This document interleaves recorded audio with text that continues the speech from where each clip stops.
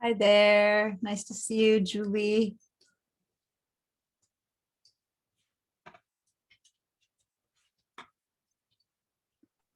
How's it going? Oh, good. Oh, someone else joined, but they joined and dropped. They were joining in and I see they're not here and they were on the, wonder what happened. Let me check because they just emailed me. Did it drop?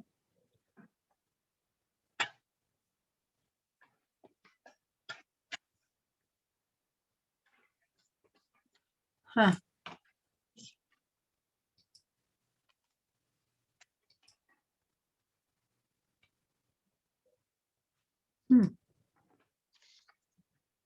That's weird. I don't know what happened. Let me send him. Well, he knows the link. He used the link again, I guess. Oops.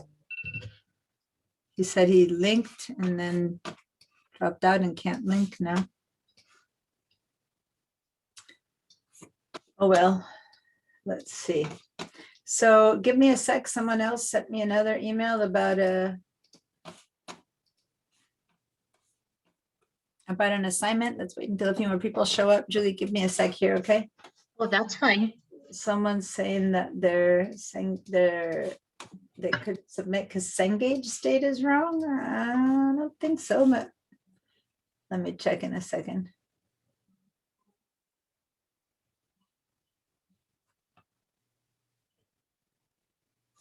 Access.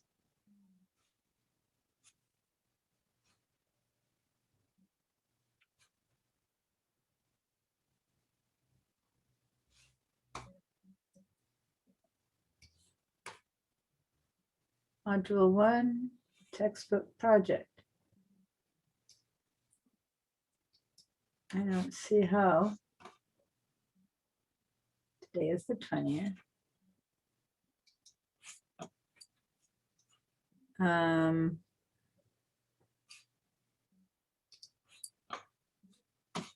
Okay.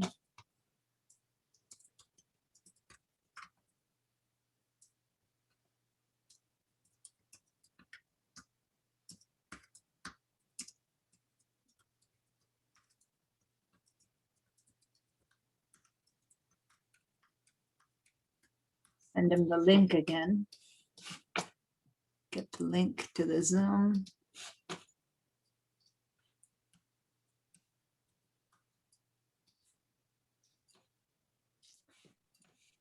Maybe that's them. Hey, Katie. How are you? Hello. Doing okay. I'm putting in a link here. Give me a sec.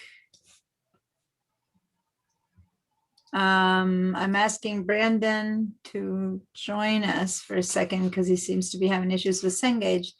Oh, fun. Oh, yay, oh, fun. So I'll be with everyone in a second. Let me just get this link out.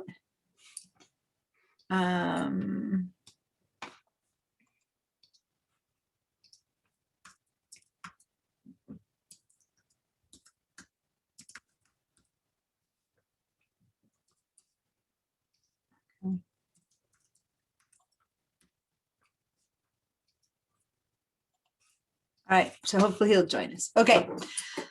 I keep having people saying, oh, well, I can't submit. And I'm like, well, join us, not only for this Zoom, but for all the different times that people are there.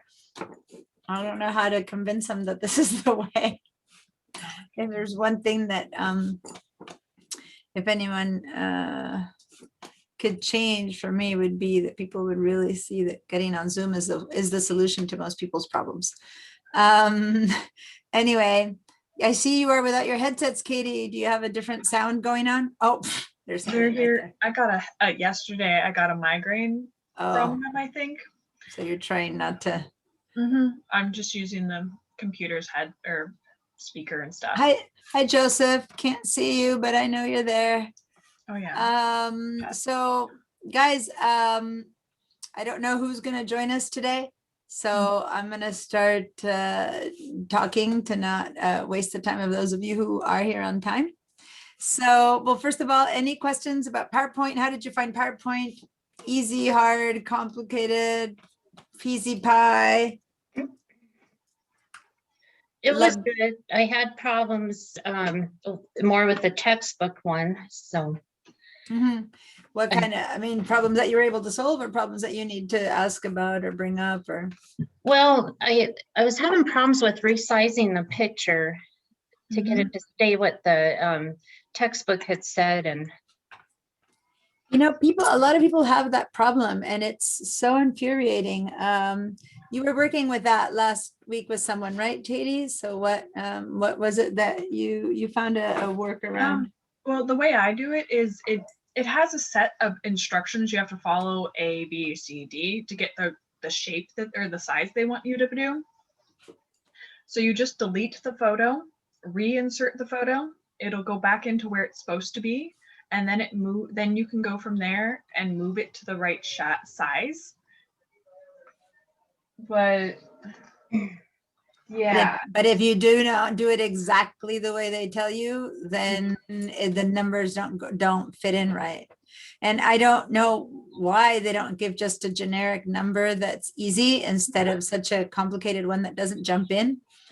But it makes everyone have to follow the steps precisely. So yeah, I know that last week when I was working with someone else, I could hear Katie trying to support someone who had the issue with the size, and I couldn't remember your solution. So that's it. Just kind of be like step by step, and then it works. Well, yeah, because that and there's a couple sizing handles that they kind of show you, or the like the dots that are really hard to see if you don't like square up with the book about here. Yeah. Well, I'm going to And look at that that's portion right. of it. I'm going to look at that portion of it to see if I need to write special warnings or something in the, whenever I tell people this is the assignment that's coming up. Is it only in the textbook project or does it also happen in the SAMs?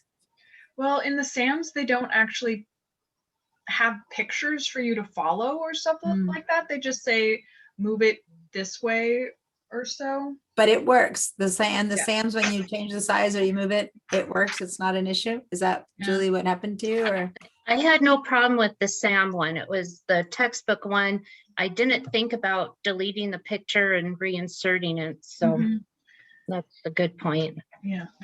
Like, Well, can you see I'm that? going to make a note because what we can do is put instructions like that. There's like a little line that goes across right here and one that goes all the way across there, and that lines this up, but you can barely see these lines. Oh, the smart guides. The smart guides are really the annoying parts.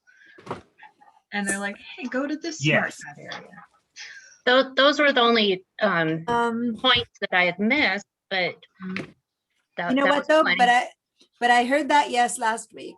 I heard that from you and I remember this now from last session too. So this is not like Julie's problem. This is the exercise problem. You know what I mean? So can I ask you a favor, Katie? Can I task you with writing this up a little bit?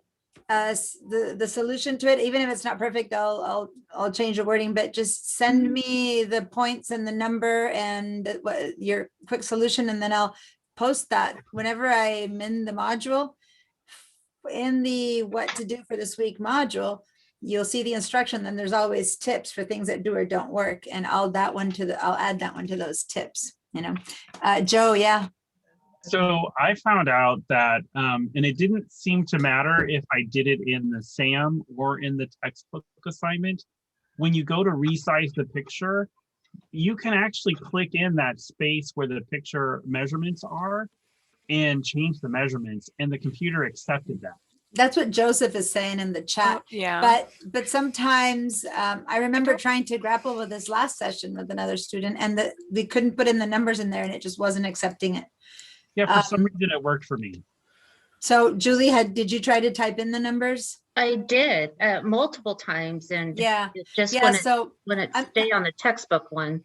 I think that when it works, which is the majority of the people get it to work. But I remember last session grappling with someone, Mhm. you mentioning it, and then last week, someone, when I mean last session, I mean, the fall session, where many sessions. when it doesn't work, then it gets stuck in some kind of a loop where the only solution is to start it again. And I don't We'll start know that, why. like delete that one image and re-put it back in. Because Yeah. it's, I don't know why it does that, why it's such a persnickety number. Both Mhm. Joe and Joseph seem to have been able to type it in, but when Julie tried to type it in, it didn't work. So I would have to be staring at you guys doing it and matching and see where something goes different to be able to go, oh, that's what it is. Because when I try the assignment, I kind of know how to do it. So it doesn't not work for me. So I kind of, the way I always find people, the way I always diagnose what's happening is I say, well, just do it in front of me and I watch. And then I go, aha, like I can stop you wherever I see what's happening. But now that we're on Zoom, that's the one portion that's hard for me to do. And in person, I can stand there and go, oh, duh, this is where you went wrong. But here I just have to wait and see the conclusion of, ooh, it worked or didn't work. And then we just have to work backwards. So I don't know about this one, why this one is happening to some people and to some not. But anyway, thanks for bringing it up, Julie. I'm asking Katie to write it up for me and send me. And then it works, right? So you found a solution for your lighting issues. You hung curtains. I was unaware of them, so you must have talked with Katie or something about them. Oh no, there we go. You had them behind you. You were right. yeah. Behind you, you had that bright light. Yes. Yeah, I was having a problem with another class taking a test.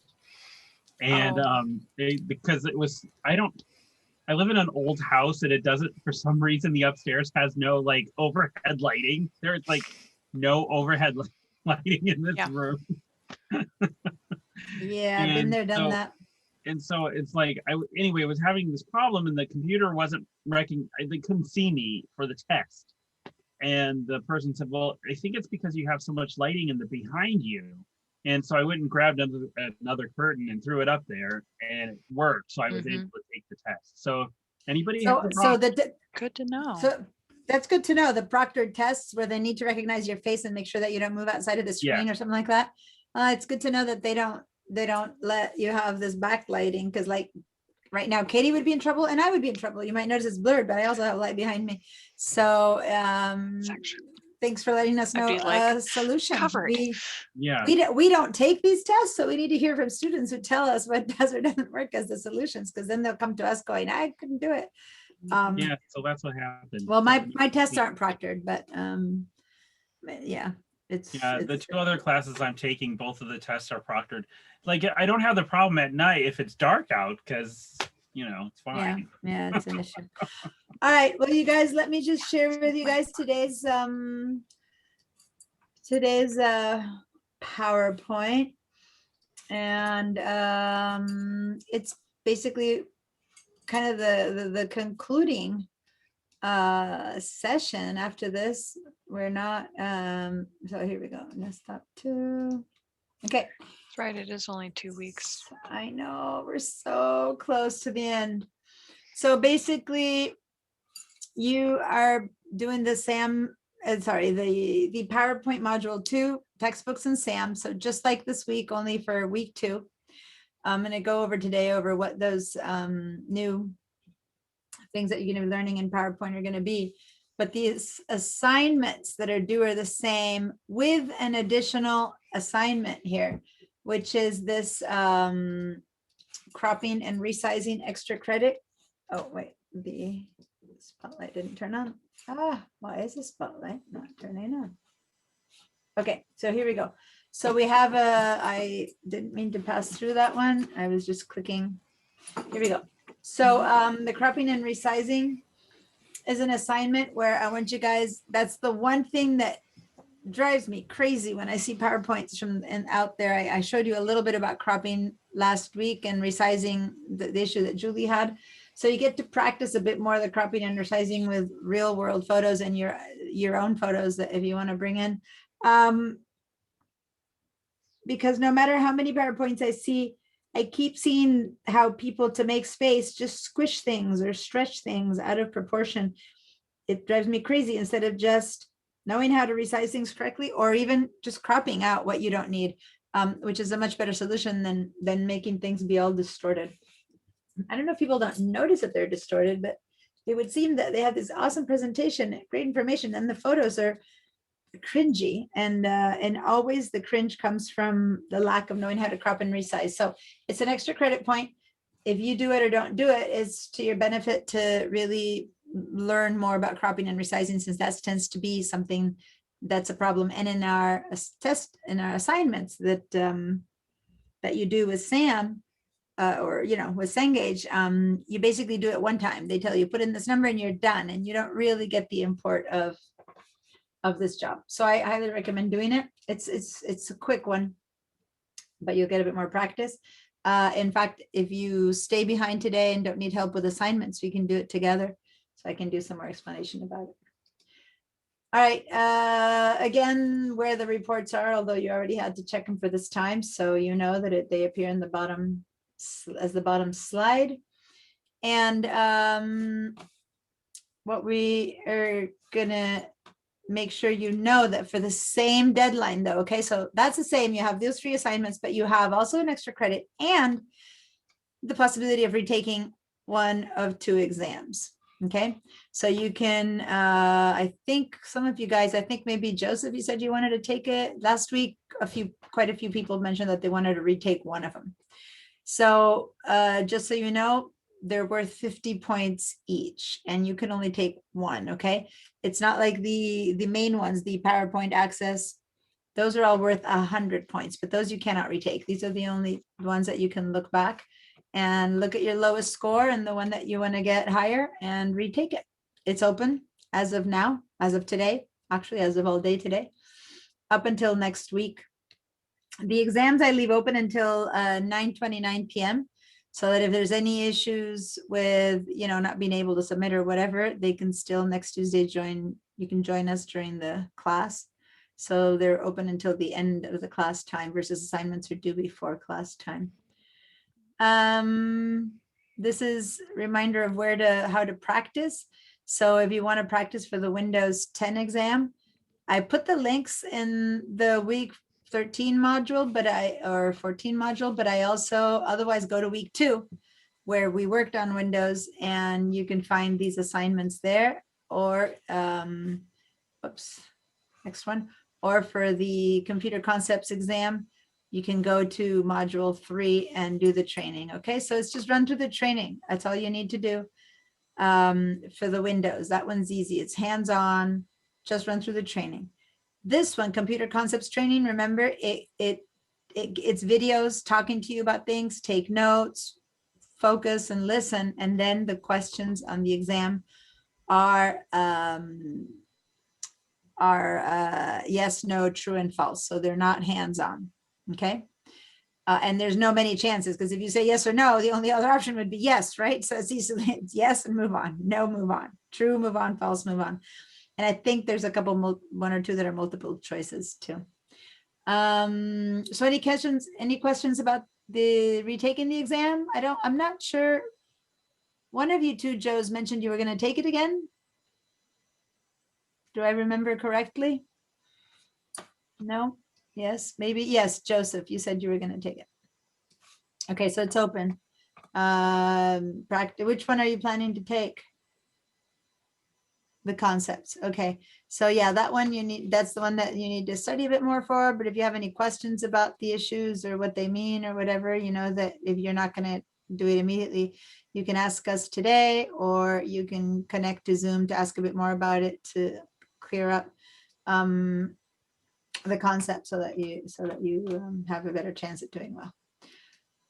And then come the 2 big exams, Access and PowerPoint. They will open up next week, and they'll be open for a week between April 27th and May 4th. Okay, and they're also due at 9:29 p.m. I should add that here. And those are 100 points each. Now, to study for them, the PowerPoint is going to have 2 trainings, module 1, module 2, and the Access is only going to have module 1. So it should be less work than when you studied for the Excel exam. All right. Any question there? I was actually jumping up until we move, before we move on to PowerPoint. Oh, Josie. Not me. Yeah, no, I got it. Joseph. Joseph is the one who said, I'm looking at the chat and I get it. I'm looking like this, and I have this bar of my webcam that's crossing right through the chat. And I'm like, hello, trying to go over above the bar to read what you're saying. Yeah, Access is not something that's similar to anything you've used before. I think that even if you've not used Word in depth, you might have used Google Docs, or you might have, written something else. And same with presentations and whatever, but Access is actually more different than the rest. And that's why it's also something you haven't seen before, right? And that's why you need more work. So remember I told you I was going to have a little bit of copyright information and giving correct attribution and things like that. So, oh, Tiffany had a question before class. So she's joining us right now. I'm going to talk about it in a minute. So, hi, Tiffany, how are you? I saw that you texted me right before class, but it was just a few more minutes away. But if you have a question there, you can submit again. So after I'm done with this, you can bring up the issues and then I'll help you. Okay. So I was just telling people what was up with this new week. So we went through the fact that this next week you can retake the exam if you need for the Word, for the Windows or the computer concepts, and that we have PowerPoint 2 assignments due. But I wanted to bring up the conversation that I started last week about when you use people's images. So here PowerPoint is ripe for becoming a inadvertent criminal. You might not know it, but when you take photos online that someone else has made, you're actually stealing their images. And so I say this in those words that sound so harsh, but in reality, it is true. If someone's life is being up the camera, making photos, selling them online, and you just take it and use it, you are akin to going to the store and taking an apple, or, walking out with a pair of pants you tried on without paying for them. So it's similar, only you're actually probably hurting individuals who are trying to make a living off of being photographers. So, Or you're trying to like cite things for essays. or illustrators, yeah, you Or are. essays. So I just wanted to give you guys a good example of how to take photos from the internet and use them correctly, giving attribution and when you are allowed to do so. So attribution is, how do you find out first if it's legal for you to use it or not? And when you do find out it's legal, what kind of rights are they asking you to preserve, and what can you do with those photos? And then how do you give attribution, meaning how do you say whose this photo is and where do you do that? So if you just kind of are surfing the web and you want to use it, you don't know if you have the right to use it. And 90% of the times, if it's embedded in someone's webpage, you probably don't have the right to use that photo. And you all probably know that you could just pretty much right click copy and then use it. But that's the part that's illegal. And so I'm going to show you a few different ways that you can do this in a slightly more legal way. But let me first explain that there's different kinds of copyright information. Some people, well, if you don't want your photo used by others without paying you, you have the right just because you're the person who made it, but then who's going to know you made it, right? So if you are one of the people who make images, and it could be, I don't know what classes you're in, then you need to make sure to copyright your files, and you can copyright hundreds of photos at a time. So once they're copyrighted later, if you find someone using them, you can contest the issue. In fact, you can do thousands of photos at a time. Or graphics, art, you've spent hours making a painting and then someone just decorates their blog with it, A lot of people go, ooh, that's cool. My photo or my art appeared on someone's blog. And at first it seems cute when you're new and you're a student. After a while it becomes, hey, I was trying to make a living off of this and everyone's using it for free and no one knows it's mine. So you're not getting kicked back to your website for people to buy more of your images. And that's what matters. If you allow people to use your images, if the photographer or the artist allowed people to use their images, then they say, no, you can't use it, pay me. Or yes, you can use it, but you need to send people back to my site if they like my photos. Or sure, you can use it, modifying it, incorporate it into your art, make new art with it. Or no, you can use it, but you can't modify it, right?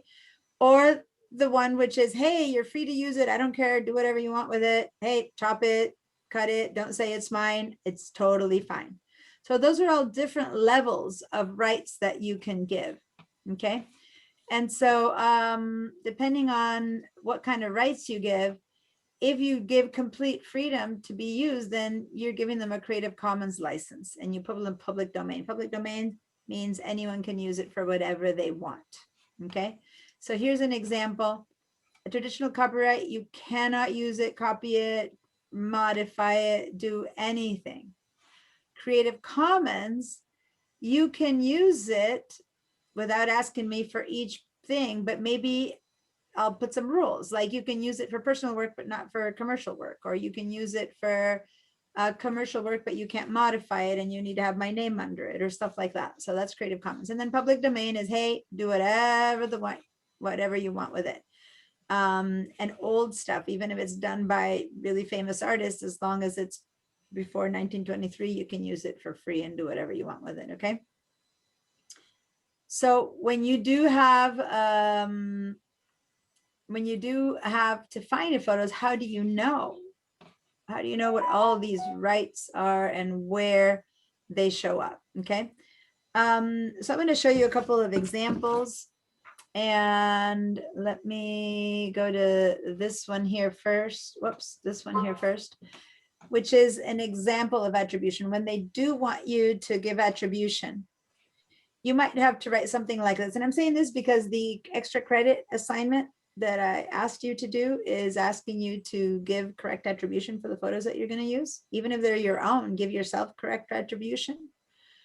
And what that means is you have a link that sends it back to whatever website it came from. This would be the name of the author. And then this is whatever Creative Commons license is being offered, right? And so I'm going to go ahead and see. I don't think if I click on these, it's gonna link. I need to stop being in the show mode for it to work. So give me a second, because let me go one more page to the to this other link that I put here. So if you have more questions about attribution, if you're going to be doing a presentation for school and you just use it for school and then you throw it away, you never use it again. Yes, there's many images you can use for free because you're getting nothing out of it other than a grade. But if you plan to use that presentation later to show in a portfolio, to show off your work or something like that, then you have to have rights to that work. Okay. And then here's a link that takes you to a place with really good practices for attribution. So when you come back, you download this thing here, you can find that. So I'm opening these guys on the side so that later we can get to them. Also, these sites are really good sites for free imagery. Okay. So I'm going to stop here for a minute. I didn't mean stop in that one. I was stopping in this one. And let me show you. I'm going to share my screen. I think you're still sharing screen. But I'm going to share my other screen. Ah. So, haha. I'm going to share this screen. There you go. And I'm going to go to, hello, my site. Can you open? Mouse. Okay, now it's opening. So, so if you go to, for example, pexels.com, pexels.com is a website. You can get free stock photos and videos, tons of stuff, videos, music, sound, you know, stuff like that. Really good photos. So mention something that you want to find. Say anything that you want to throw out something. Somebody. Flags. Okay, flags. Let's see, flags. So I write flags and I go to flags. And so here's a ton of different photos of flags. Of course, if you were more specific, maybe they'll find specific flags, right? So hopefully, as you scroll down through the hundreds of photos of flags, you'll find one that works for your need, right? Remember how I was inside a PowerPoint and we wrote dogs last time and we found some dogs, and that PowerPoint inside takes you to the Bing search, but it only has a certain amount of photos versus pexels.com. Let me take you to Pixabay is also a great one. Pixabay.com. Again, great images, all free. So if you want something for chess, if you want enamel. So we're talking not just icky old photos, but really good stuff. So there's no need to take someone else's photos is what I'm saying, or videos or music when you have or art, Victor media and stuff that you want to put in there. So let's see if I go and I write the word flag in here. So here's a different version of flags and stuff like that that you might want. Okay. So and in my link here in my website, I showed you 4 or 5 in the PowerPoint. I had like 6 different sites that you can do this kind of thing with. Now, most of you guys probably use Google, right? So if you Google for stuff and you write the word flag in Google, right? Then how to find things that are free to be used in Google?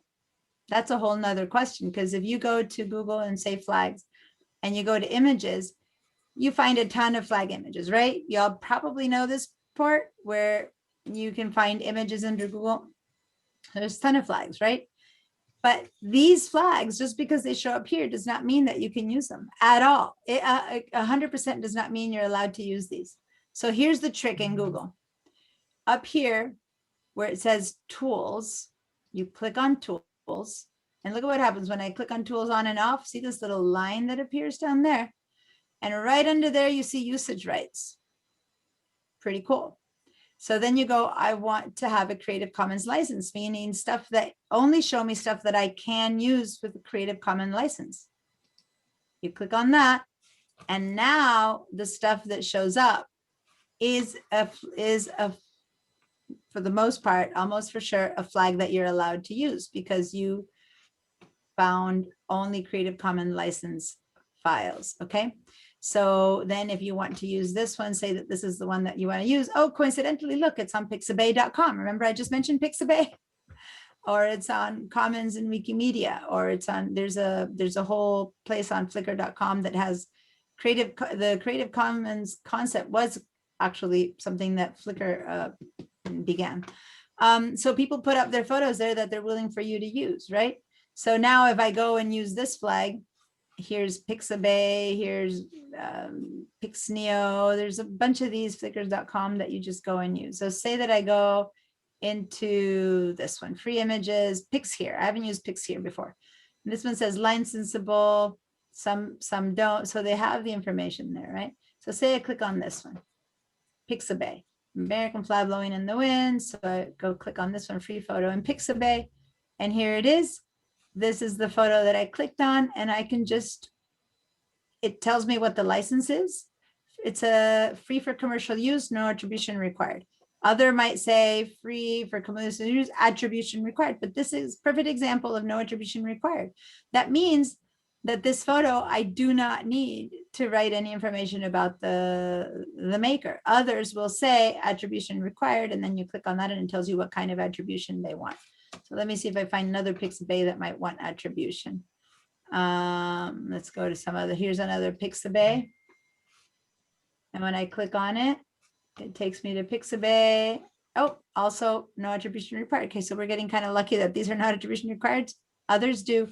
But if I go down here and I start clicking on these, careful, because these tend to be ones that you need to pay for, okay? If you click down here, then you can purchase this one and stuff like that. So just be careful because, you know, make sure that you know. So then you just click on free download, you choose which size you want, you download it, and there it is. It's appearing. Okay, I'm not a robot. What do you want? Parking meters, and parking meters. Okay, verify, and then you just download it. And there it is. It's in my computer. Okay, and it's free and it doesn't need any. But look what it says. Say thanks to the author. I could donate if I want to. Crediting is not required in this one, but linking back is greatly appreciated. Allows image authors to use exposure. You can use the following text. Image by D. William from Pixabay. Copy from here. So then when you go into your PowerPoint, you just put that little line either next to the photo, or you have a final slide that writes, you know, flag photo by, image by D. William from Pixabay, et cetera, et cetera, et cetera. So that's considered attribution, okay? And not stealing, and using good images in a way that's ethical. All right. Okay. So if it's your photo and you're going to put it out there in the world, put yourself in there and say attribution, you know, Tiffany Mayers or Julia Fisher. Just don't just say, oh, I don't need to because it's mine, because some other people will not know who that photo is. And then if they find it or use it on your website, would end up taking advantage of it and using it, right? Any questions about that, about everything I just spoke about? Nope. You guys still there? Yep, we're still here. All right. So now I'm going to share the rest of this. For some reason, the drawing tool keeps popping up, driving me crazy. All right, so that's it. Be nice, basically, is my answer. By the way, I'm saying be nice, but I always have, there's always one or two people in on my art classes that that say, for example, I teach people how to do web designs, and there's always someone who pops up going, you know what? I took a photo from a website and put it in mine the other day. There's this guy who was designing a website, and the author contacted them and offered and told them that they were going to get sued if they didn't take it down. He just took it down, which is fine. But you have a whole website designed to look great, and then from one minute to the next, you have to take it down because authors, you know, content providers, they can do a backwards research and find their images out there. And so then they send you a letter saying, hey, you know, take it down. And so if you're going to go on the web, don't even try to put someone else's photos up there. If you're doing a PowerPoint presentation that's only for you, that's one thing. But if you're going to do it for a business or for something like that, why steal a photo for your boss? Let them pay for it, or find some that are free. You know what I mean? Don't get into that kind of trouble. All right. Hi, Stacy. All right. So now let's continue with what we're going to learn in PowerPoint module 2.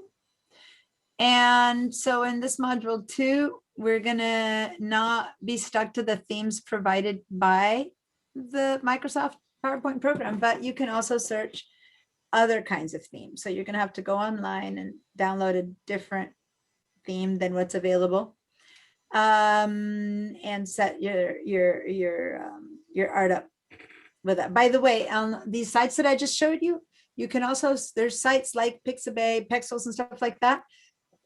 You just search for sites that sell online, that sell that for free. Some of them sell them too, but offer themes and stuff like that, and PowerPoint themes, and you'll find a ton of free ones. Be careful if you have to download stuff though, that it be a rather official looking site, because when you download those kind of things is where you can really get viruses and stuff messing up tremendously with your computer. So go to sites, when you go to these sites where you get free images, make sure that they're kosher, good quality sites. Anyway, we're going to insert symbols and hyperlinks. Okay, we're going to actually start linking our, like I just did. I just clicked on a link and took you to those sites. Smart art is this very interesting concept that you've not had to use yet.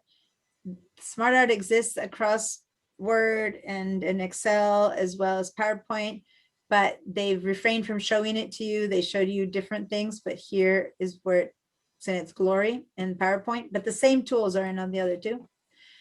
Shapes, so much more graphics is involved in today's PowerPoint, how to create a shape and how to modify a shape. So I'm going to show this to you after this presentation's over. Anyone who wants to stay, I'll show you how to do all of this. Applying styles to shapes, applying styles to pictures, creating pictures. So maybe you make a heart and you put a picture inside of the heart, or a lightning bolt and a picture inside a lightning bolt. Using grids, guides, and rules to move things so that they're aligned, merging shapes, etc. And then adding footers, and the most important here is adding transitions and transition effects. And once I show you that, I can even show you some animations because it's all part of the same kind of thing. Okay, so this is what your module 2 is going to teach you, and this is the kind of stuff that I can show you in a minute after I'm done with this and after I hear your questions. And my good old final flyer file, just reminding you what's due next week. Okay, so the three PowerPoints, textbook, 2 SAMs, the extra credit cropping and resizing file that you can download, and the exam. All right, the retake of the exam, and then work on studying for the final, because you can start practicing the training for access so that you can then take it having tried. And if you start training yourself with the access training, you have a whole week where the exam is still not up and running to check in with the tutors, or email me if you're having issues, and I can help you with questions about access as well. All right. Any questions? I know, Tiffany, you were trying to ask something and I said, wait a minute until I'm done with the presentation. And or anyone else who has questions until I start showing the new stuff? No, it's more of an issue that's, I think it's more of a problem on not my end, but something's going on when I turn in a file. It keeps saying that it's spelled incorrectly, but I go back and check it, it's not. And it's saying the notes aren't there and the notes are there. So I'm just very confused about that, but that can wait till after everything else. It's not that big a deal. Okay, so it's something the reports kept saying and you kept trying to fix it and it wouldn't. Yeah, All it's right. just like, it's just not accepting it. I got a good grade, so I'm not complaining about it. It's just like, this is weird. Yeah, well, because the thing is that when sometimes it's Cengage being weird and you just need to do it in a different way. But sometimes it is true that maybe there is something you did that isn't right, which is why Cengage isn't accepting it. And if you learn whatever it is that you did wrong, first of all, you won't get it wrong again in module 2. And most importantly, really, you won't get it wrong in real life. So it's good to find out if it's something that's truly wrong or if it's just a Cengage glitch that it's not letting it in, right? So yeah, cool. All right, yes, Joe? What was the problem that you're having? Was it in PowerPoint? Yeah, it's the PowerPoint. I'll add the notes because I think it's on slides 2 and 7. You have to add notes on one of them. I Check put the notes. It check doesn't. It's Spelling. Check spelling, just in case, because I know like I spelled a couple of things wrong and I didn't catch it. I mean, I didn't add an S where there should have been an S, and it told me it wasn't there at all. Oh yeah, if the notes have even a typo on it, they don't say it doesn't really say the notes is missing. And this is the thing, it just says the note has to be on this page. So you think that what it's saying is that it's missing, but what it's really saying is something's wrong with the note itself. So it might be that there's a period or a dash or a thing missing. And so it just repeats the command to put it in there. So your interpret is it thinks the note is not there, but what it's doing is telling you write this and there's a typo or an extra line or a something in there. So thank you, by the way, Joe, that's a great point of view. It's interpreting the report.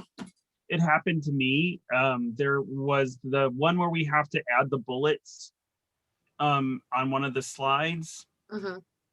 And somehow it got messed up and added like some words were jumbled and they were in the wrong order for the slide. And it kept telling me it wasn't there or I hadn't done it.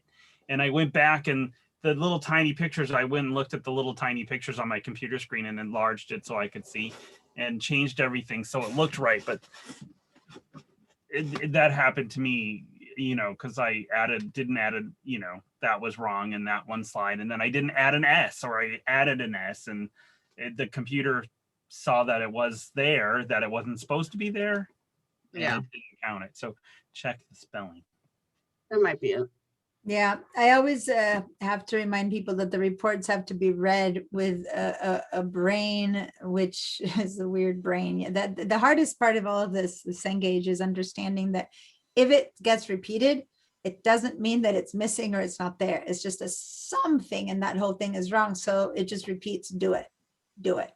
So anything from the too many spaces, one less space, one period, or the whole thing could be missing, gets the same response on the report, right?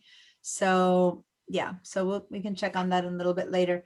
I'm on the Cengage. I went to the downloads right now. I'm going to share again where I'm at. I went to the downloads page where I have the PowerPoints and all of that. And I'm going to show you guys some of the hardest, one of the hardest things of the second set of assignments is being able to manipulate the shapes into the right size and shape and place that they need to be. So I have a file here that if you download, we can practice with it. I'm going to lead you a little bit into that. And with that, I can lead you through a couple of all of the material with shapes and stuff that's coming up. So I'm going to click on this thing and download it. Oh, I forget that it does that now. Click on this little arrow instead to download it. There it is. And then this is that extra credit for cropping and resizing correctly that we can download as well. And then you can get it done here in class, or I can show it to you and you can do it whenever you want to submit it. So I'm going to go ahead and open up the sample Smart Art. This is not one of those things that showing is enough, you guys. If you have your computers there and you can download it and open it up, it's a matter of doing. And when you try to do it, some of you will get it the first time because, you know, it kind of works for you, and others will really have to jiggle things around a bit to finagle it. So go ahead and if you can, download the Smart Art and Shapes. Click on that again. A Smart Sample Smart Art and Shapes, and open that one up so that I can show you how to move these things here. So this is a set of different shapes that we're going to do. Here's some text and here's some Smart Art. And we're going to practice a little bit with these things, which are the ones that are a little bit more complicated of what's coming up this week. Okay, so give me a heads up if you're doing this with me, so I know to ask you and follow you and support you. Tell me you're doing it, and if you're not, then tell me you're just watching. So go ahead and answer either in the chart, in the chat, or in person. Let me know if you're gonna do it or if you're just gonna follow, watch, or do. Okay. So is anyone doing? And Joseph, you're doing it or watching? You give me a little check mark.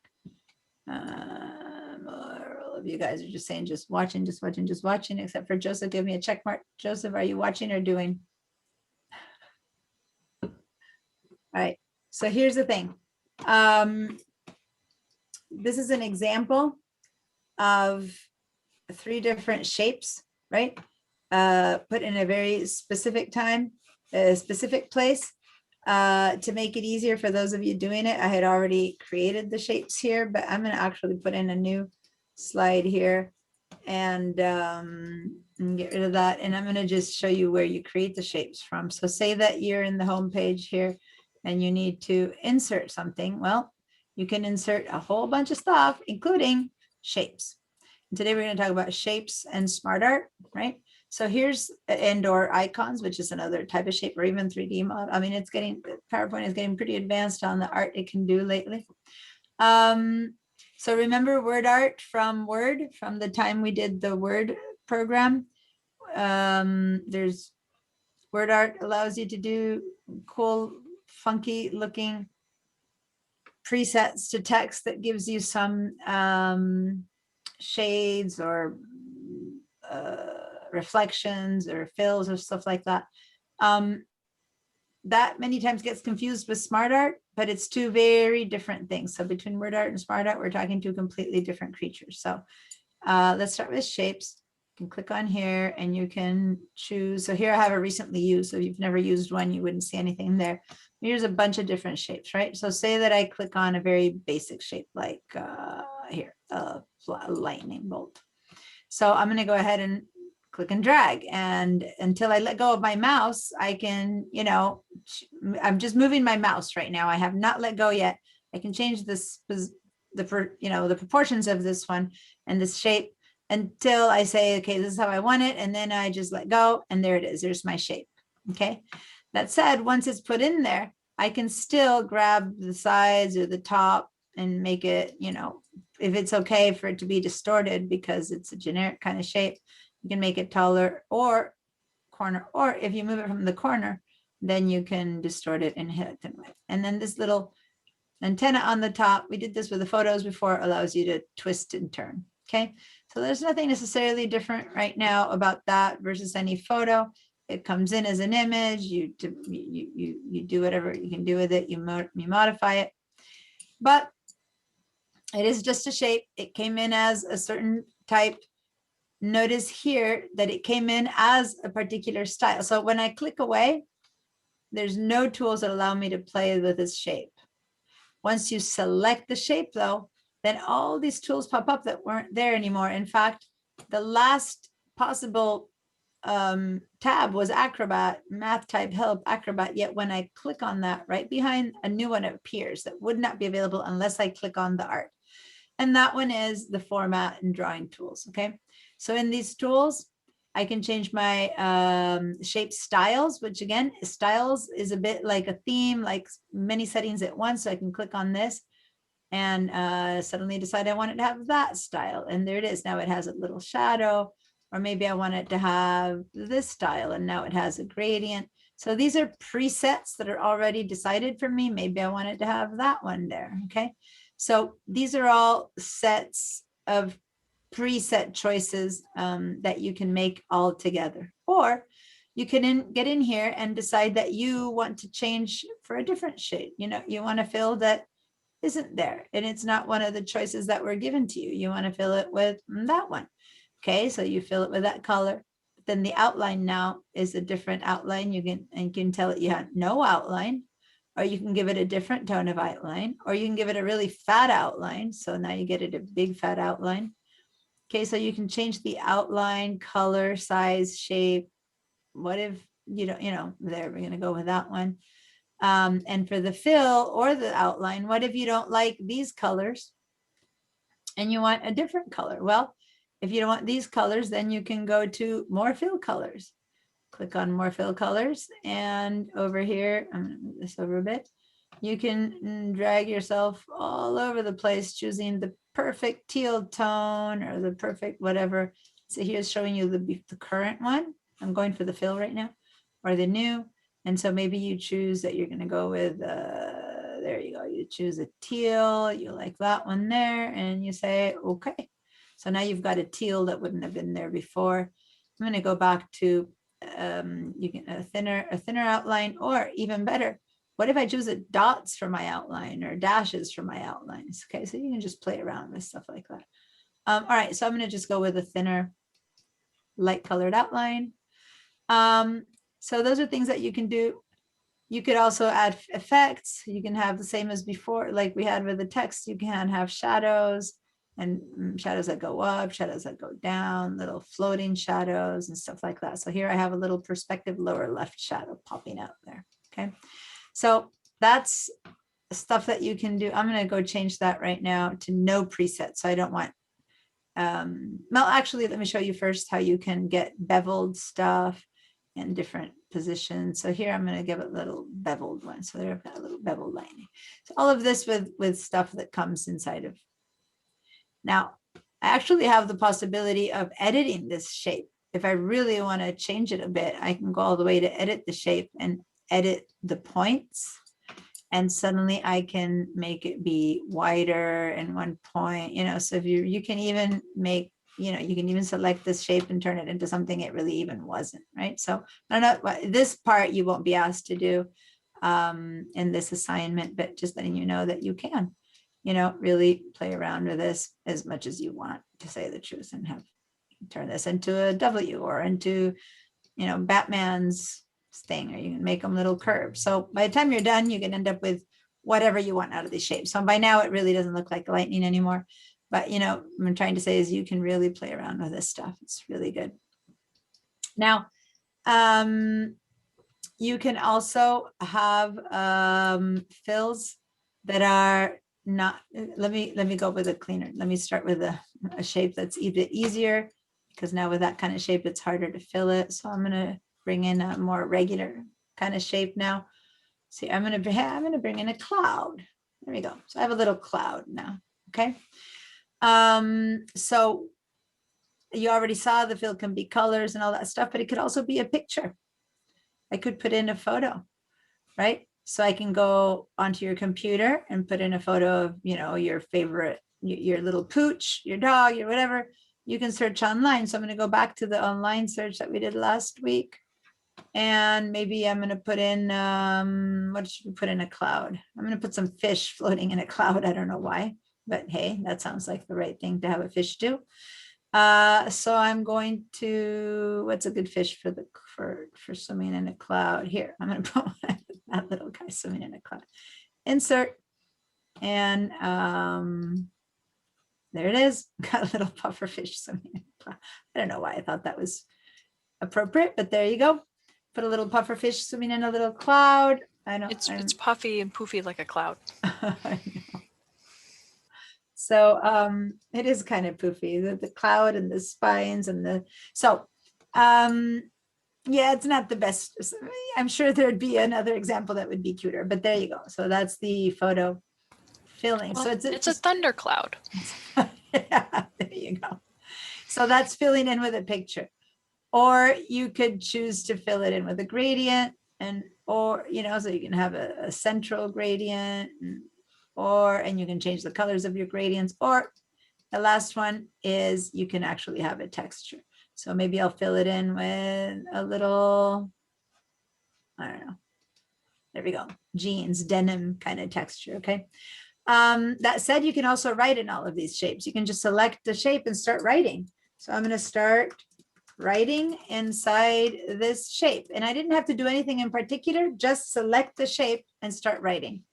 And text just appears, okay? And had I done it with this one too, here's this one, okay? Now, depending on your shape, it's gonna work better or not. This one I had manipulated to the point that it's kind of hard to you know, to figure out where to go. So the text is all over the place, but this one's kind of hard to see, right? So what if I want to select this shape and change it? I have to go back to the home. And in the home tab, just like we did with Word, I can make it bigger. So now I made it much bigger, so it's easier to read. I can make it bold. I can make it have a little shadow. So by the time I'm done, I have text that makes a bit more sense, and you can write it. You can change the color, font, etc. If I change the shape of the cloud, it's my text rewraps like it did yesterday. Like before, it said start writing inside this shape. If I make it smaller, see how the text still tries to kind of fit in one way or another to the best of its ability. It tries to follow the shape of the cloud of what how you're pulling this shape. Now, the only thing where it doesn't work is that if I were to twist this, just like with that one, then the font, it doesn't stay straight, right? It makes sense that it goes with it. Okay, so there's a ton of different things you can do. I'm going to make this one a little bit smaller. If I make the font so tiny, the shape so tiny that it doesn't fit, well, then I just need to change the size of my font, right, for it to fit again, because right now, clearly I have something fixed, which is the size of this font. You need to make it a bit smaller for it to fit. All right, but you manipulate the font from the good old home tab. Okay, so that hasn't changed, but the picture, if you select it, then you have to go over here to the different formats where you can do the shapes. So this is new shapes.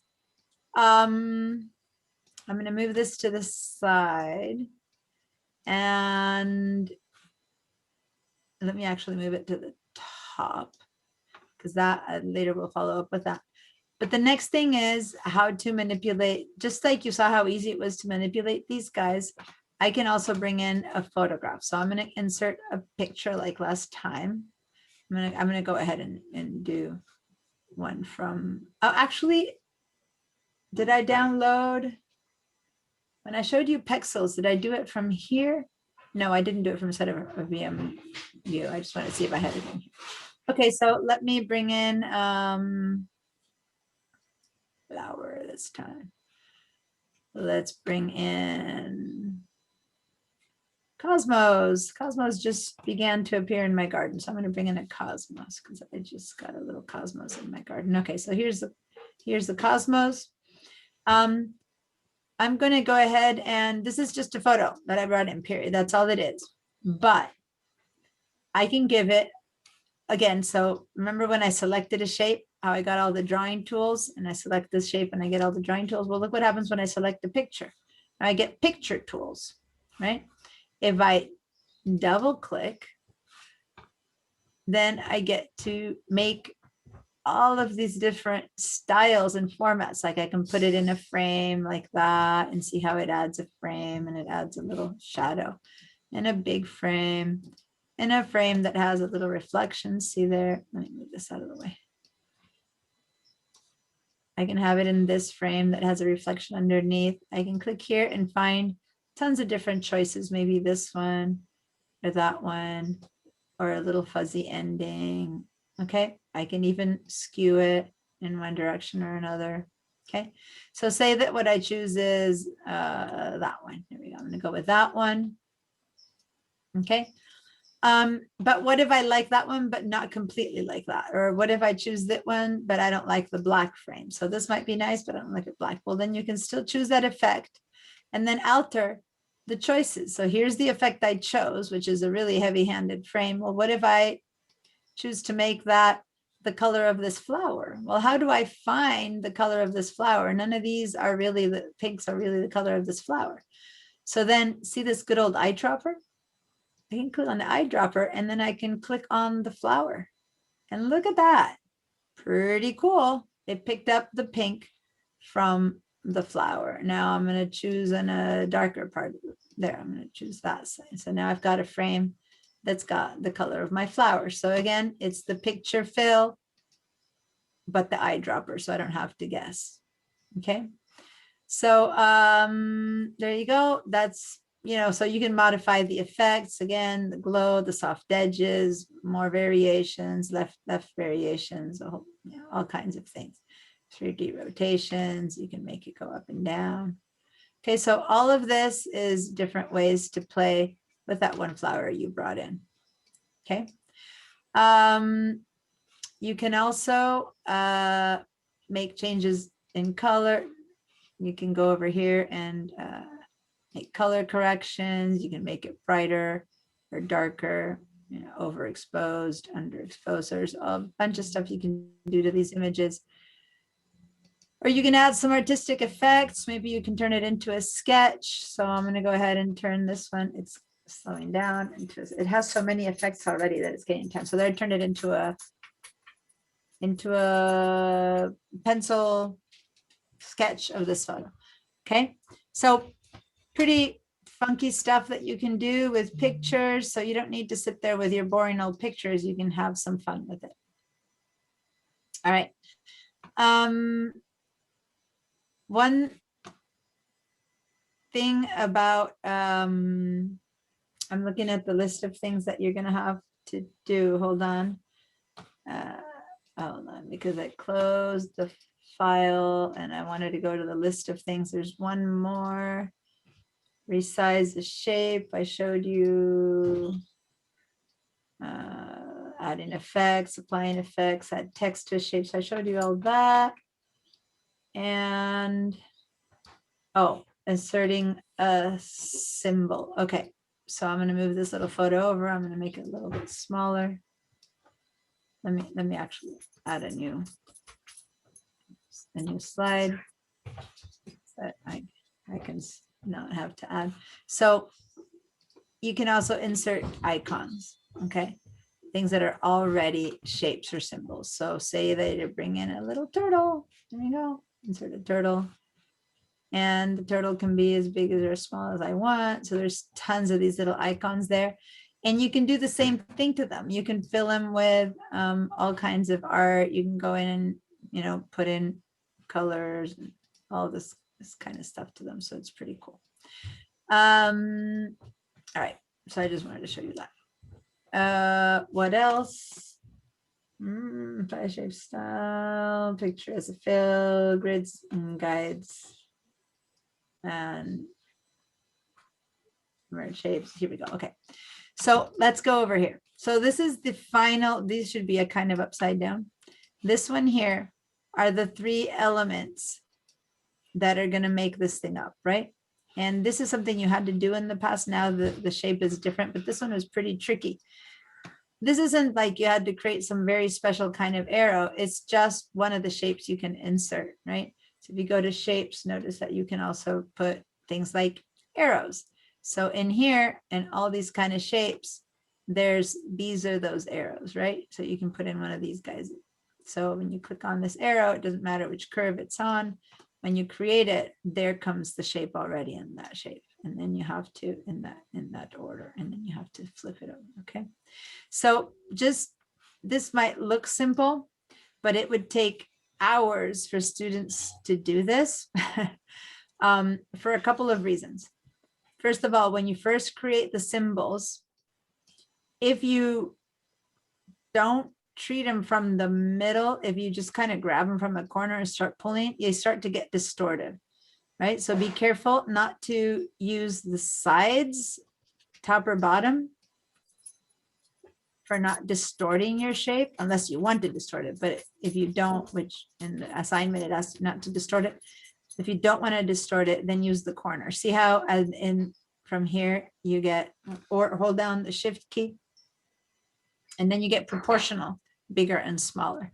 But if you go from the sides, even if you hold down the shift key, it's not proportional, it distorts it. Okay, so the corner, okay, is what, and holding down the shift key, it's what gives you proportional. So this same with the circle. If I take from the corners, I don't have a circle anymore. Okay, but if I go from the diagonal corners and hold down the shift key, then I get a perfect circle. Okay, but the moment you stop holding the shift key, it distorts. So remember, the shift key is what gives you proportional shapes. Now, isn't this the last arrow that I just made? The last shape that I made? So clearly, since it's the last one that I made, if I try to move it on top of this one, it's on top of it. This one's on top of it. It's on top of it because it's the last one I made. So see how it's over the shape? But what if this arrow was supposed to pop out from under this? Then how do I get it under, right? So the only way to get it under is to shift the stacking order, because these objects appear in the order and they were created. These are not on top of each other, so I don't know. And they have a different color. So let me actually double click on this to give it a different color fill. I'm going to format and give it a different shape fill. These colors are pretty intense. Okay, so now if I put this one over that one, oh, there you go. I can't put it over. It was created earlier, so it goes under. That means that this was created earlier and this was created later, or even a second later, but later. And then this one is on top of all of those, and this one is on top of all of them. So see, there's a stacking order in which that's the oldest one, next to oldest, and so on and so forth. So what if the arrows are supposed to go underneath? Well, then you have to change that stacking order.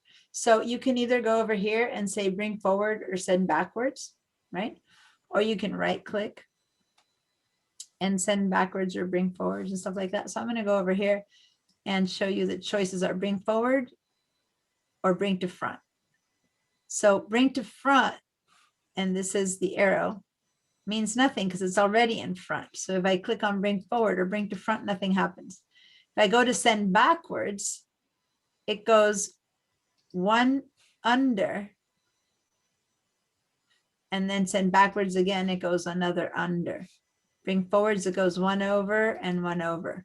If instead I say straight bring to front or straight bring to send to back, it goes under immediately. So if you have 10 objects, then it takes its time and slowly goes behind each one until you find, because if it's supposed to show up in between these two, then you have to do the step by step. So just bring it forward and then, sorry, bring it forward and then bring it, oh, that one, the arrow is what I'm trying to bring forward. So you bring it forward one time and then it's right in between and then it's in the right place, okay? So you just need to move the objects, consider that they're stacked as if they were in the level one on top of the other in dimensions. And that if this one needs to come forward on top of them all, then you need to, I'm gonna do it with right click this time, bring it to the front. And there it is, now it's on top of all of them, okay?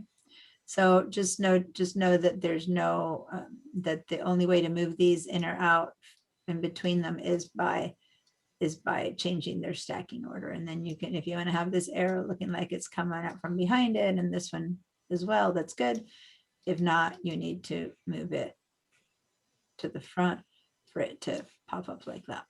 Put it there and you want it under that. If you send it back, then it goes back, okay?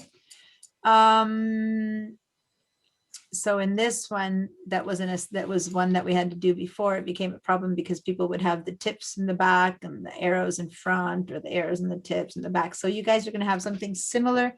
I don't have the book open in front of me right now. Katie, can you look in the book and see what the assignment is going to ask them to do? So Which part? Or in for the that one? PowerPoint to, yeah, the shape is going to be, it's simpler than this one, this session. Ow. So they have you make a Wait a minute. circle, a trapezoid, and a arrow. Pull it up to your little screen for a sec. Mhm.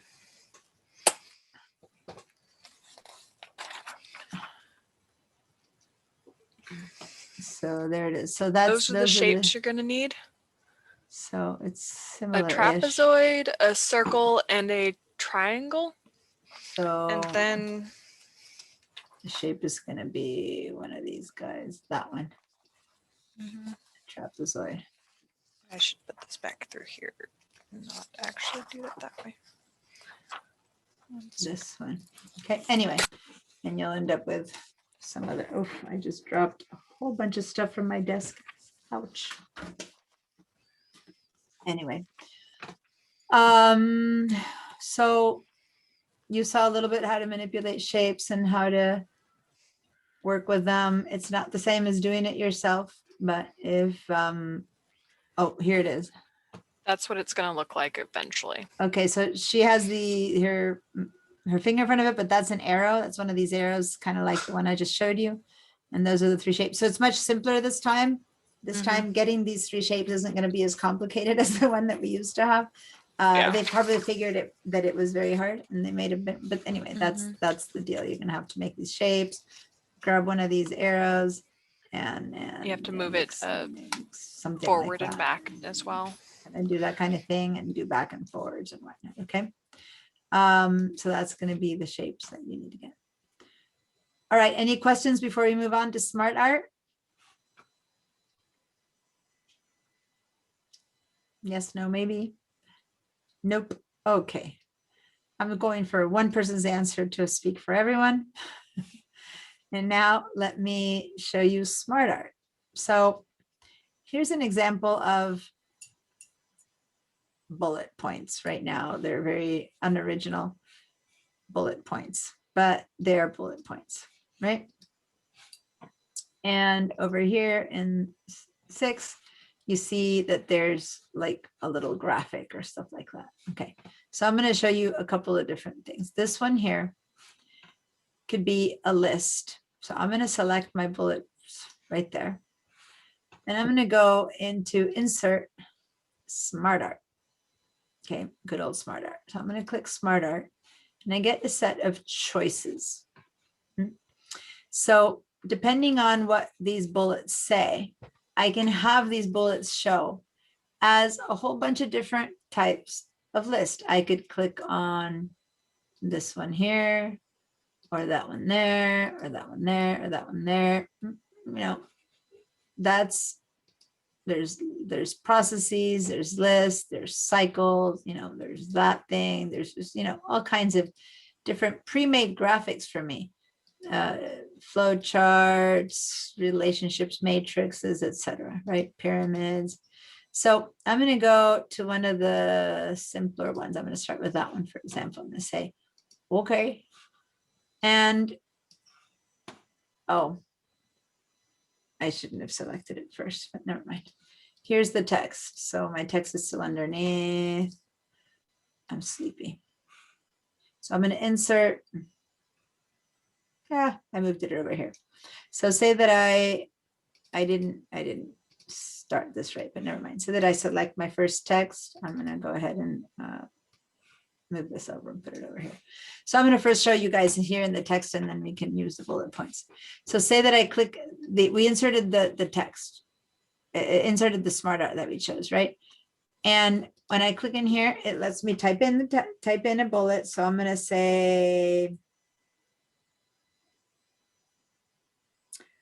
trying to get, my brain is truly fried. Okay, I'm going to use some of the bullets of the things that we're learning. So insert a symbol is one example. And notice that it's writing in here, and it's also getting written in here. Okay, so then when I hit tab, return, it can keep writing. Right, I can keep writing, and as I keep writing, remember what it used to do, and I hit return and I keep writing. So the font, the text, well, I guess I did reach its limit. It keeps sizing itself to try to fit as best as it can. Ideally, instead of having it resize, see now that I'm deleting it, I'm not making it resize. That resizing that I just showed you happened just because I kept writing. And it needs to try to fit it in until it can't anymore. So now I'm going to go to text 2, and I'm going to see insert a picture. Oh.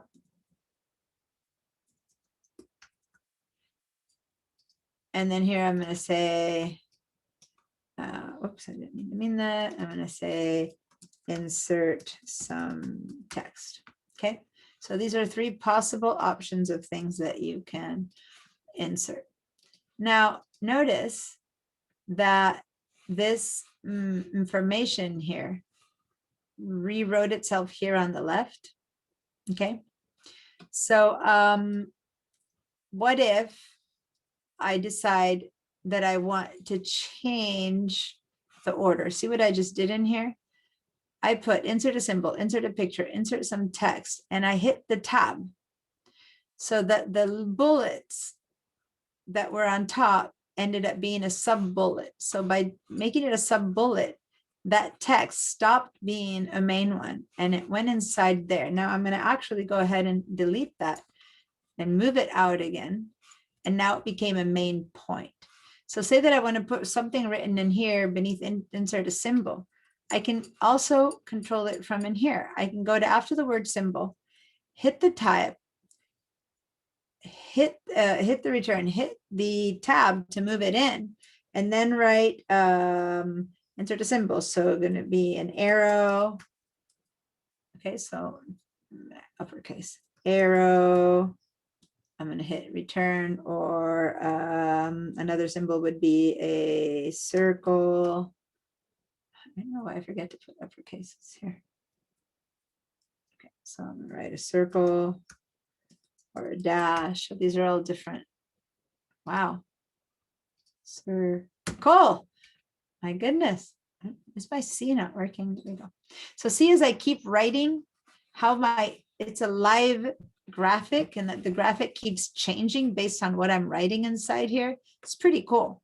So you can decide how many of these you want. Maybe you want it only 2. So I'll just go ahead and delete this one from here. And then that deletes it and leaves me only 2. Okay. And I click on it. And now I'm going to write some things in there. And I'm going to write a picture of a dog, and a picture of a cat, and a picture of a turtle. So see how quickly I was able to create a pretty cool graphic just because I popped that graphic in. Now, when I showed you the bullet list before, I selected the bullets and that was unnecessary. So I just wanted to show you that if you don't select the bullets, but if you actually select the box that has the bullets, right? And if I go now to insert smart art and I decide to put things in maybe this order, which one would work? I'm gonna find one that inserts pictures. So none of these. Would that one work? There you go. Nope, it again didn't, it's not the kind of, this text doesn't belong to that kind of,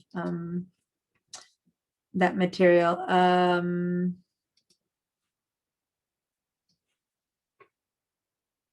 gonna select these.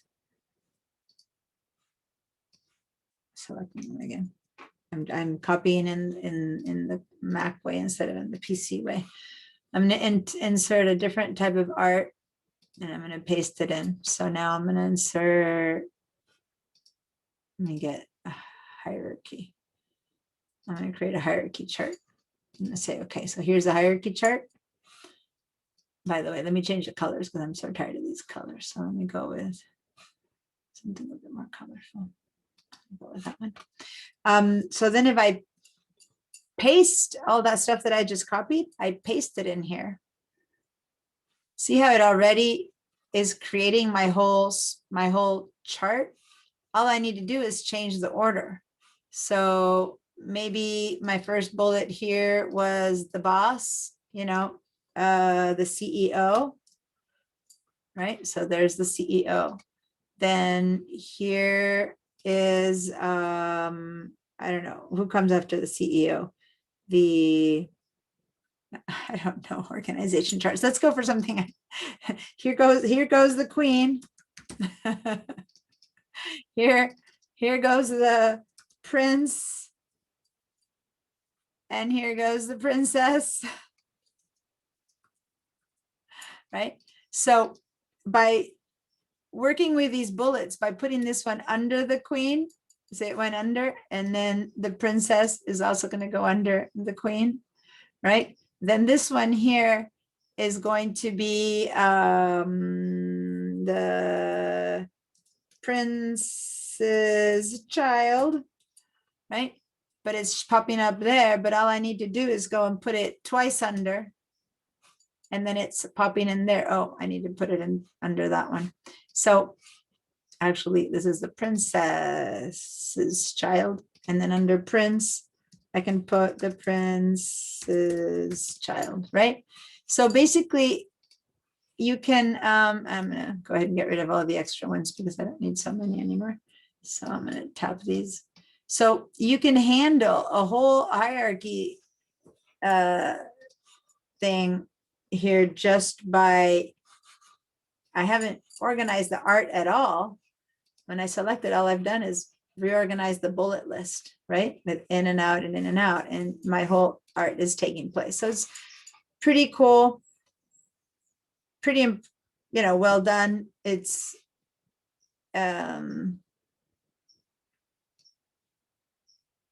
probably shouldn't be doing apostrophe S when I already have an S at the end. Look at spelling. All right, now if I do want to make this be longer or bigger, I can go in here and affect the art. So I can decide to make the princess's child be longer and the prince's child to be longer as well. And then it kind of resizes itself and it all kind of moves around in order to make space, okay?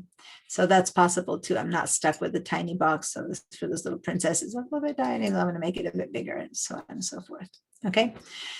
All right. So one more of these smart arts before I'm done. And that's insert smart art that allows you to put in photos, because that is one that you're going to have to do for, I believe you're going to have to do that one. Pretty sure that's the same, at least in one of the SAMs. So some of these allow you to bring in images. So for example, I think this is an example. I'm going to say, okay. So here you can put in text as well. So I'm going to write dog and cat and bird, right? And then in here, you can insert. Let me get in a picture of a dog. Please wait while we load pictures. It's very slow.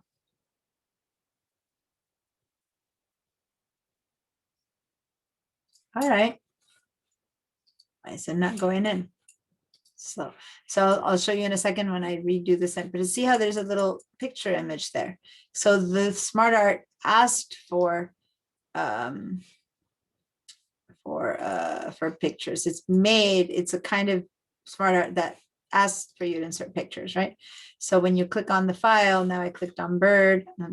I don't have birds in my computer, so I'm gonna have to go from here, and for some reason, there it is. So I'm gonna go find a little bird, insert in there, and a little left, a little right looking bird. Here, I'm gonna put in that guy in there. So here's my bird. Okay, and here's a cat and so forth. It's taking so long that I think you get the idea. Here, cats. Cat, because I don't find cats, and I'm going to put it in the middle. A cute little cat. Oh, there we go. I think I made it. I chose one that was too big of a face and dog. Anyway, you get the point. And you can get each one of these elements themselves and change each one of these elements into a different color if you'd prefer, and things like that. I can go into format and decide that this one in particular would be prettier if it were green. There we go. And the background of these would be prettier if they were orange and blue. So you don't have to go with the colors that they've chosen, right? So I'm going to go with purple. And there we go. So you can modify, change, do whatever it is that you want to do, or go with what they give you. But if you click on it, you can still keep modifying internally. So if I were to put something internal in there and write something in there, it'll appear underneath that, and everything modifies to fit itself. So maybe this is a pug. Oh, not a spug. Collie. And a lab, etc., etc. Okay, so that's Smart Art. Really convenient, really useful if you get creative with it. All right.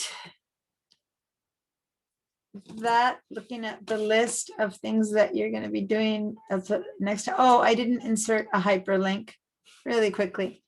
Let me go over here and say that in the first one, say that I wanted this to be a link. I select it. I insert a link, but where's my link? The link. Okay. Now here's the issue with the link. When you go and say insert a link and you try to write a link in here, you need to have the entire web address. You can't just write, say, cnn.com. You have to write www.http, that whole thing. So before you're about to put in a link, you should go online, right? So here I'm going to go to Pexels. Copy the entire thing, even though it seems to look as it only says pexels.com. Or if you look in here, it seems to just say Pixabay. If you click in one time and copy that entire address, when you go back in and you put the address in here, notice that when you paste, see how it actually comes in with the whole thing, https://pixabay.com. So all it takes is copying what you see up here, and it is by default copying what you're not seeing. Okay, so when you put it in here, so don't, unless you were good at writing HTTPS // Pixabay, which most people make a mistake on, the easiest way to do it is to copy and paste. Okay, and then you say okay, and there you go. That's now a link. And then when you click on it, in not now because it's in work mode, but if I share this, if I share this as a page that I'm displaying, then it's linkable. See how I can click on that, and that'll, yeah, I know it won't be because I'm in the, anyway, that's because I'm inside of this, but that takes you, whoa, please. Erg. I walked out of this VDI mode. Okay, so now I will escape this mode. All right. And I only have one more thing to show you, and I wish I had a nice presentation open. But let me open. So I'm going to close this presentation and I'm going to open the presentation that we need to do for homework. The extra credit. I'm going to download that one. Here it is. I already downloaded it. Because I want to show you the last thing, which is transitions and animations. So this is the homework. So I'm not going to deal with the homework itself right now. I'm just going to deal with the fact that this is 14 slides. Okay. And when you go and run this slideshow as a slideshow, and I'm going to go ahead and run it from here. Notice that when I say, okay, move on to the next one, it just kind of pops in. And the next one just pops in. And the next one just pops in. Okay, so they're like cuts. These are called cuts. They just kind of keep cutting in. And so now I'm going to hit escape. So the way to make those slides pop in a much smoother way is what it means to insert a transition. So I'm going to go ahead and I'm on slide 3. I'm going to go into transitions here. And I'm going to choose a way to transition from slide 3 to slide 4. So I'm going to hover over one of these and I'm going to choose, let me just choose, for example, there's so many different ways, right? So I'm going to choose one of these. These are all the different ways to do it. So I'm going to go ahead and choose to fade. That's my favorite one. So now I preview, what is it going to look like to fade from this one into the next one. And in these examples, it's hard to see. I'll show it to you in a minute in a better preview. And see over here, so I got a little tiny star that wasn't before in the rest. That means that this one has a transition applied to it. I'm going to go to the next one. I'm going to apply the same transition by clicking fade to that one, right? So now I'm going to start to play this from the beginning, and notice that the first two, they just cut. From here to the next, from here to the next, just cut. But now this is the one that I applied a transition to. So now when I go to the next one, notice, oh, why didn't it? Hey, there it is. See how it just transitioned gently? It did a little fade back and forth instead of just popping in. So that's an example of a transition. Now, some transitions are really intense and some are really fun. I'm going to click on the next slide, 5, and I'm going to put an example of push. And on the next side, I'm going to click on wipe. And on the next slide, I'm going to click split. And the next one, I'm going to split reveal. So I'm putting one each of all these sample ones. One, I'm going to do random bars. This one, I'm going to do uncover. And this one, I'm going to do morph. So I basically have done one different one for each, which, by the way, is the perfect example of what never to do. You always want to choose one and go with it, but I just wanted to show you some samples. So now I'm going to run this. And now I'm going to start clicking on next. That one was a little cut, a fade. That was a fade. That was a cut. Wow. It's having a really hard time with the transitions. It's not really showing you the transitions well. This one is sliding from left to right. This one's from right to left. The color background is the same, so it's hard to tell. Then it's going in and out. Then it's fading. Anyway, so it's showing you different ways to transition. They're not the most obvious here because this example, since the background is the same each time, and it's really lagging from what I'm showing you, it's not showing you many changes. Let me actually share with you something that will be more obvious. I'm going to share with you the PowerPoint presentation. that the one that I teach you with. These, you're going to notice a bigger difference when I transition from one to the next. So I'm going to go ahead and select these 4 slides and choose a transition that gives you a curtain, for example. There you go. Now it's a very funky transition, but it is a transition. And when I move to the next one, so it needs to be on transition mode. When I go to the next one, each time I move forward, it's going to do that, but it's going to do that to the image. See, it's pretty funky. I would never choose that one, but I'm showing you an example of a transition that's really intense, et cetera, et cetera. Okay. So now imagine if each time I had to transition one side to the other, I gave you those little curtains, but that's an example of a funky transition. I'm going to go back to this example here, and I'm going to show you that you can have subtle transitions, which are gentle ones there. Exciting, here's that curtain one I just showed you, or drapes or fractures. There's one that's so cute, I have to show it to you, which is this origami. So I'm gonna, you saw it there. I'm gonna show you this one. I'm gonna try, even with this one, you see the little.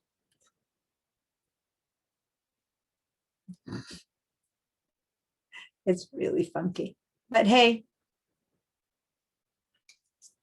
I highly not recommend any of these unless you're having some fun. But here's, for example, a glitter. Yeah, it is fun. That is, there's no doubt. And there's a glitter transition. There's a ripple. This one works if you've got water. Lines. Anyway, I kind of like these guys where you do these conveyor belt kind of thing. If you're going to have to do a transition that's intense, then this one kind of works. And that you know that another slide is coming up. Stuff from one goes away and another one comes in. Stuff like that. Okay. So play around with that, but that's transitions. But now the biggest difference though is how you change the effects. I'm gonna go back. It shows better in this PowerPoint than it does in this blue one because it's. So I'm going to show you again here in this one how you can change the options. So I'm going to go from here. I go to all of these choices. It's a little bit different. I'm showing you PowerPoint on a Mac that's a little bit different. Okay. Just the choices look a tiny bit different, but it's the same. So I can decide that I want a transition that's this cover, right? So I click on cover, and that's how the transition is going to look. It's going to turn from one to the next like that. But maybe I want to go to this effect options and have it go from top to bottom or from left to right. Okay, so you get to choose, or from top right. Okay, so some of these have a lot of options. Let's look at how many options this one has versus if you go to this little curtains one, there's no options. It's grayed out. It's so funky. There's no options for it. Okay. If you go to the fall over, boing, you can choose it to fall to the left or fall to the right. So there's some that have a ton of options and some that have very few options. Okay. You can also change the duration. You can have a fade that takes 10 minutes, many seconds to fade, or fades really quickly. So that's basically so I go to the random bars and I can have them be horizontal or I can have them be vertical, right? So that's basically all you're going to have to do. You can change the amount of time. You can add a time constraint to it. But other than that, the important thing is to know that where it says on mouse click means that you will be saying when the next one clicks. If you don't have on mouse click on, then they'll just change on their own. So you need to have on my mouse click on. All right, that seems to be, I'm looking again at the things that you're gonna have. There's a symbol, hyperlink, smart art, resize the shape, apply shape style, picture, prove that merge shapes, add a footer. So transitions and change effect options. There's a couple here that I didn't explain because they're pretty much self-explanatory. Search and download an online theme. That one, I need to see which one they ask you to download. I'm gonna go back to the design here. This theme that's here is what's the name of it? This is called Ion. This theme that's in this one is called Ion. If I want to choose a different theme. You stop sharing. Oh. Thank you. I went back to this one. So in order to know what theme I'm using, I went to the design page, and over here I can see here the one that's selected, and if I hover over it for a second, it tells me it's Ion with the variant. I guess it's the blue variant, right? But what if I want a theme that's none of these? So I can just browse. See, I can browse for themes, and I'll go online, and in this case it's asking me to go into my computer, or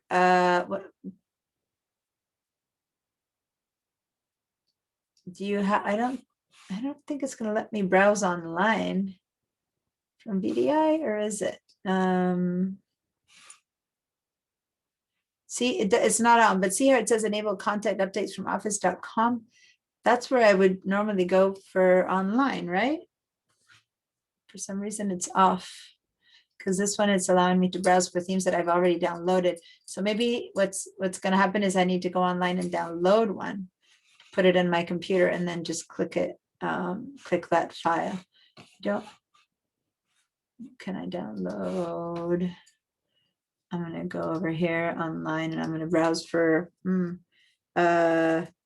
PowerPoint themes. I think they want you to go to office.com though. Yeah, PowerPoint themes. These are all free places. Templatesoffice.com. So I'm going to go to office.com, and there's many different templates. Let me see if there's themes, PowerPoints, browse by brush presentation or a 3D float design, or here, I'm going to go to one of these. I'm going to go to this one, the rainbow presentation. I'm going to click on that one. And if I like it, then I can download it. So I'm just downloading rainbow presentation, and it's coming in. So now when I'm in my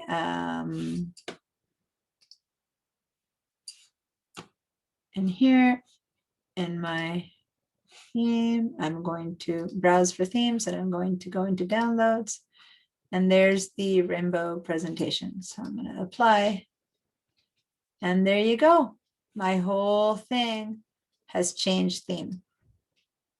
Okay, not going to say it's the best theme for this one, but there you go.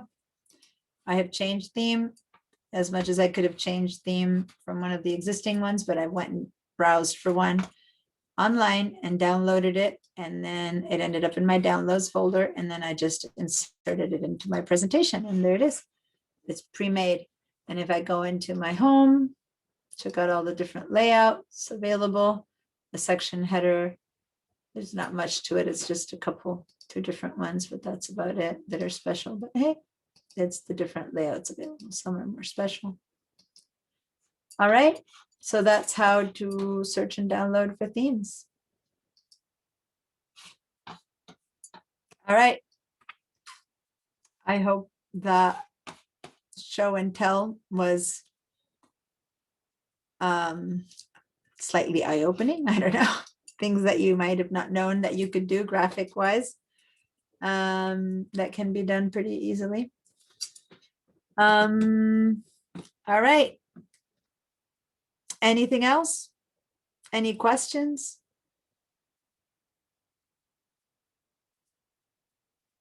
I see Tiffany, who was having the issue, she must have discovered that the issue was what you said, Joe, because she dropped out, so she must have fixed it. Because she said she was going to join us just to fix that.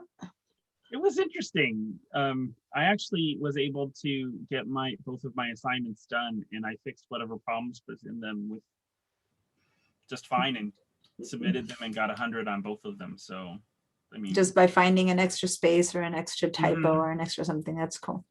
yeah. Or All right. in the one case, the one slide it was just the bulleted list was just messed up. I mean, it was bad. I had to go back in and retype everything. But I fixed it. Yeah.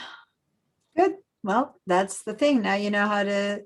I sometimes the whole Cengage report seems like it's a headache, but in the end, by having to redo it, you have learned how to do those bullets correctly, right? So Mhm. yeah, it's got its method, the method to its madness. So you won't make that mistake again, and you'll know how to do your bullets correctly from the start next time. So cool. I'm glad that you figured the way around it. Yeah. Joseph, did you manage to do something? And you have any questions, or were you end up watching?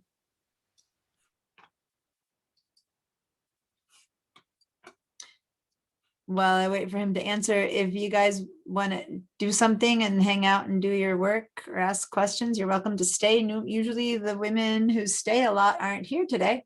So you're all welcome to stay, by the way, just, but in general, you guys are the kind that don't stay. So I just want to let you know that if you want to do your work or ask us questions, that we're here, we're available. But if you want to go on and do your job, then do your job. Okay, bye, Joseph. I'm gonna head out too and have some dinner because I haven't done that yet. long day. Yeah, today was today of course I worked, and then I have I was taught, my sister's been going through some stuff with her oldest, and so we were just chatting, and not bad stuff, just teenage, she's a teenager, and Teenage Yeah. stuff. Well, I have two teenagers, so I immediately understand what you mean. so I was just being her sounding board. The oldest has decided that, she's going, I don't know, it's just, I mean, me of all people are trying to be as